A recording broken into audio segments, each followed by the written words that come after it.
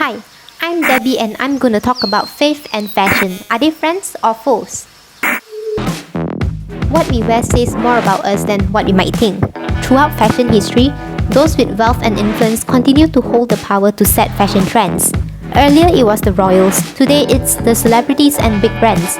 In this century, the economy and human self-interest drive fashion. However, have you ever wondered how fashion and religion are correlated? Let's find out! According to Christianity's belief, since birth, all humans have a desire to love the things in the world, which includes the desire to beautify ourselves. Can we love God and fashion at the same time? Is it wrong to wear fashionable clothes to church? How are we to dress while living our lives that reflect God? To address those questions, we first need to understand a core concept. In Christianity, clothing was initially created to cover our nakedness.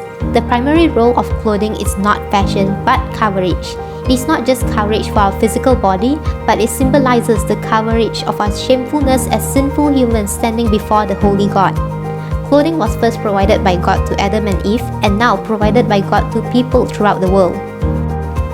Back at the beginning of the Bible, which is the holy book of Christianity, Adam and Eve sinned. They disobeyed God by eating the fruit from the tree of the knowledge of good and evil.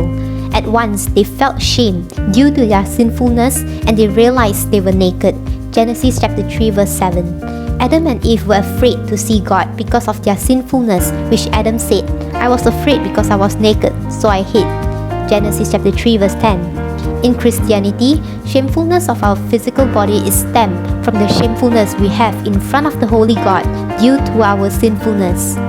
Hence, we are to look to Jesus Christ who will ultimately cover our sinfulness. In the Bible, it was stated that the Lord God made garments of skin for Adam and his wife and clothed them. The clothes was offered by God for Adam and Eve signifies the covering of our sin through the blood shed by Jesus' death on the cross. Because Jesus is without sin, He can represent us by dying the death that we sinful humans deserve. This brings us salvation and forgiveness.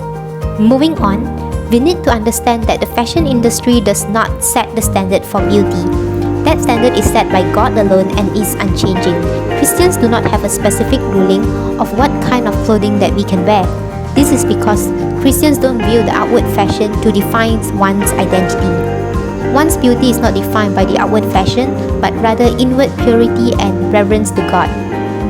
1 Peter says that your beauty shall not come from outward adornment, such as elaborate hairstyles and the wearing of gold jewelry or fine clothes. Rather, it should be that of your inner self, the unfading beauty of a gentle and quiet spirit, which is of great worth in God's sight. Having an interest in fashion could be a reflection of God's image in us. God is creative and made nature to be so beautiful. Look at the beautiful plants, sky, and mountains around us. However, fashion should never become an idol in our lives. The fashion industry and its products should not be something we worship. It isn't wrong for a Christian to be fashionable or operate in the world of fashion. But there's more to life than fashion. God doesn't specify what external clothes honor Him most because He cares what our hearts wear. With Jesus' sacrifice for us that brings us covering in our shamefulness, no longer we need to worry whether to cover more or to cover less. This is because either way, we are no longer ashamed in front of the Holy God. Christians are to respond to God and His grace in the right way.